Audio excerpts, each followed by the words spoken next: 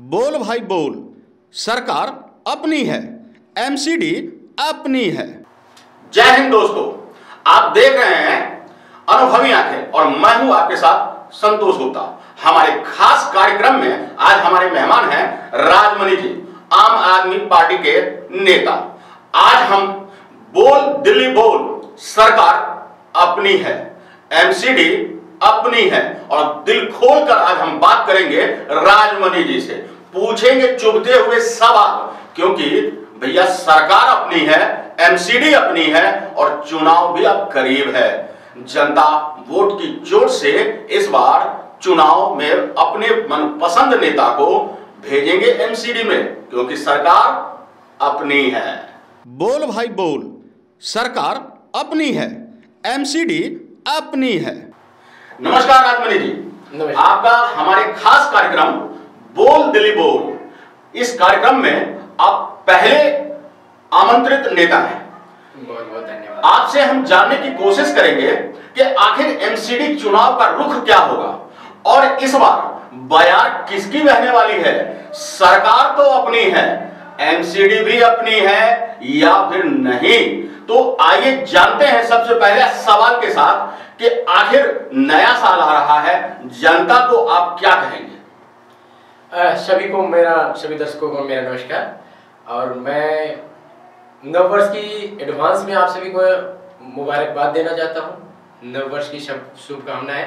नववर्ष में आपका दिन शुभ हो और सब तरक्की करें, स्वस्थ रहें और कोरोना रूपी जो वायरस है मतलब हमें दोबारा परेशान ना करे।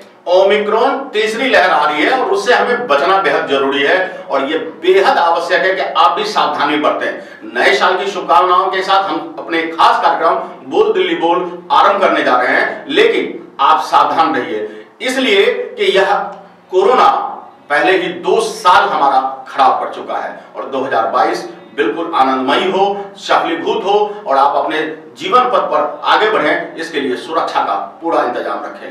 अगर आपने अब तक वैक्सीनेशन नहीं कराया है तो वैक्सीनेशन जरूर करा लें, मास्क को जरूर पहने।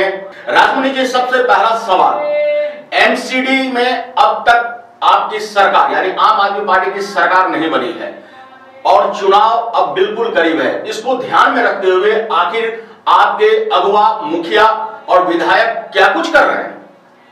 देखिए, एमसीडी में जहां तक मुझे उम्मीद है, हमारे केजरीवाल जी कहते हैं ना कि नीयत सही होनी चाहिए, तो यदि नीयत सही, कार्यकर्ताओं की सभी नीयत सही से यदि सही लोगों को यदि टिकट देती है आम आदमी पार्टी के जो बड़े नेता हैं, तो डेफिनेटली 100% आम आदमी पार्टी आने वाली है। मतलब 2022 में आपका कहना है कि आम आदमी पार्टी एमसीडी में काबिज होगी, 100% काबिज होगी, लेकिन सही लोगों के पास टिकट जानी चाहिए, ईमानदार लोगों के पास जानी चाहिए।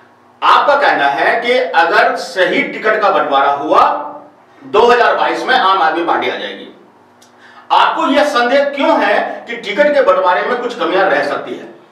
हाँ, संदेह इसलिए है कि कुछ ऐसा देखने को मिल रहा है जो मतलब जो अभी हेलीकॉप्टर से लोग आए हुए हैं उनको कुछ ज्यादा भाव मिल रहा है, कुछ इस तरह का एक्टिविटियां चल रही है बड़े कुछ ऐसा, मैं नाम नहीं लेना चाहूँ किसी विशेष का, तो उन लोगों को मैं देखता हूँ कुछ उन लोगों को ज्यादा मतलब तवज्जो देते हैं, जो पुराने लोग जो धरातल पे काम किया है, तो वैसे लोगों को थोड़ा कम तवज्जो मिलता है, इस वजह से मुझे संदेह होता है। जी, ये पार्टी में असंतुष्टों की समस्या सदैव बनी रही है, तमाम पार्टियों में असंतुष्ट होते ही हैं, लेकिन आम आदमी पार्टी उनसे बिल्कुल अलग थी, लेकिन अब यहाँ भी असंतोष की भावना पनपने लगी है। तो आपको यह नहीं लगता है कि आम आदमी पार्टी के लिए खतरे की घंटी है।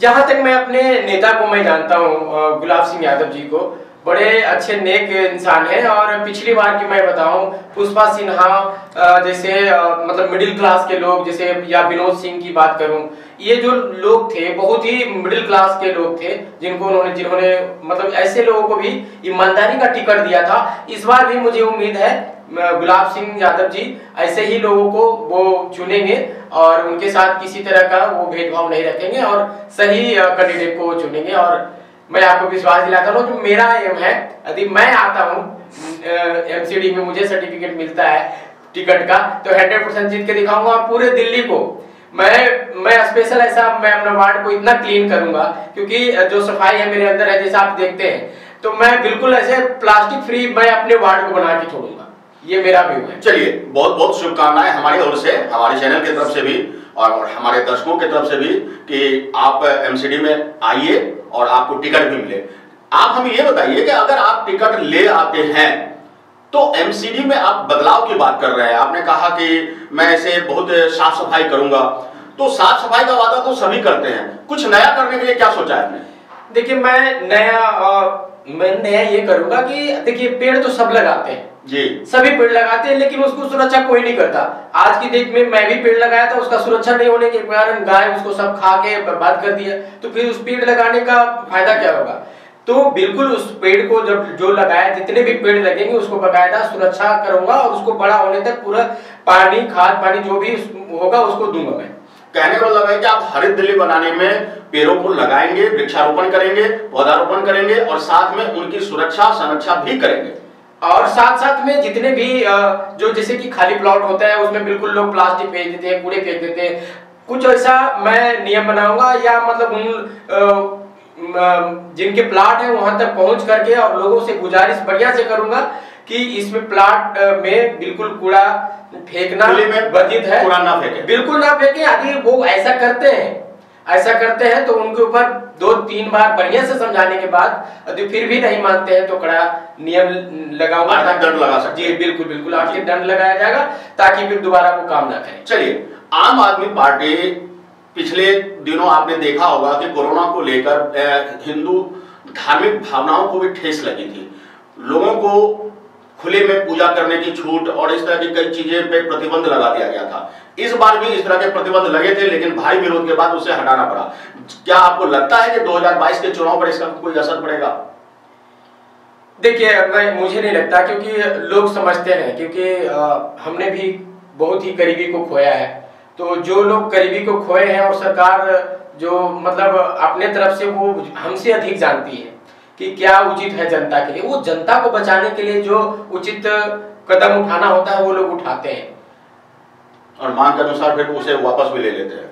नहीं, फिर वो मांग की बात नहीं है। ऐसा देखिए, लगा कि नहीं कोरोना मतलब अभी आसपास नहीं है, जैसे छठ पूजा की बात करें, मैं समझ गया, लेकिन उस समय कोरोना बिल्कुल अभी दूर दूर तक नहीं थी, ना के बराबर था, और उस समय ये जो सिचुएशन था अंडर कंट्रोल था, इसलिए वो पूजा होने देना उचित था। चलिए, आपका कहना है कि 2022 में आम आदमी पार्टी आ रही है, विभिन्न पार्टियां भी ये दावे कर रही है कि वो फिर से लौट के आ रहे हैं, चुनाव करीब है, इन सब को देखते हुए आप जनता से क्या अनुरोध करेंगे? मैं देखिए 2 चीज कहना चाहूंगा। एक तो जो पढ़ा लिखा इंसान होता है ना, वो बहुत दूरदृष्टि होता है उसका। केजरीवाल जी पे मैं बहुत ही मतलब वो मैं मानता हूँ, IAS किए हुए बहुत ही ग्रेट बंदा है जी। मुझे लगता है कि जो जिस तरह से फेल हुआ है MCD में, तो वो सारे तथ्य को जानते हैं क्यों फेल हो रही है, और वो बंदा इस तरह से कानून लाएंगे, इस तरह के कुछ ढांचे चेंज करेंगे, व्यवस्था शासन लाएंगे MCD में, वो उस तरह से बिल्कुल मुझे विश्वास है यदि केजरीवाल जी के अंदर आता है दिल्ली, वो लेकर के आते हैं, तो जिस तरह से नंबर 1 सिटी के नाम पे बड़ौदा आता है, तो मुझे लगता है कि दिल्ली में करके दिखाऊंगा, हम लोग करके दिखाएंगे, और मुझे ये पूरा विश्वास है कि वो अलग करना जानते हैं। बोल दिल्ली बोल में आखिरी सवाल, टिकट बंटवारे को लेकर अक्सर हर पार्टी में रोष पैदा होता है, आपने भी टिकट पर सवाल उठाए हैं, क्या लगता है आपको कि इस बार टिकट बंटवारे में फेयर डील होगी?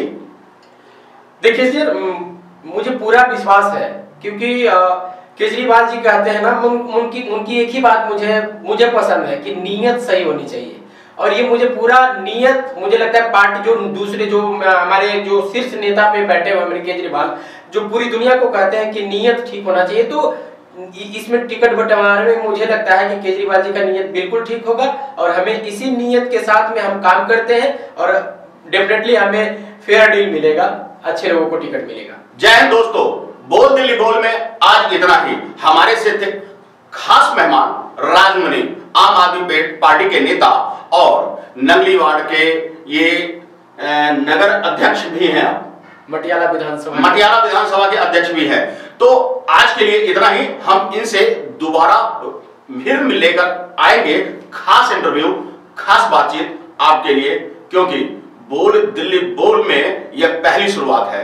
हम जानेंगे चुनावी पारा के साथ आखिर क्या है जनता के मिजाज, और जनता के मिजाज के साथ राजमुनि जी को फिर इसी टेबल पर लेकर आएंगे और पूछेंगे कुछ चुभते सवाल। कहीं मत जाइए, बने रहिए हमारे साथ और देखते रहिए अनुभवी आके, क्योंकि हम दिखाते हैं सच और कुछ नहीं। बोल भाई बोल, सरकार अपनी है, एमसीडी अपनी है। आप अपने भरोसेमंद चैनल को पहले सब्सक्राइब कर चुके थे, लेकिन एक बार फिर से यह नए अंदाज में है, इसलिए फिर से आप इसे सब्सक्राइब जरूर करें। खबर देखने से पहले सब्सक्राइब बटन जरूर दबा दें, आपसे अनुरोध है यह।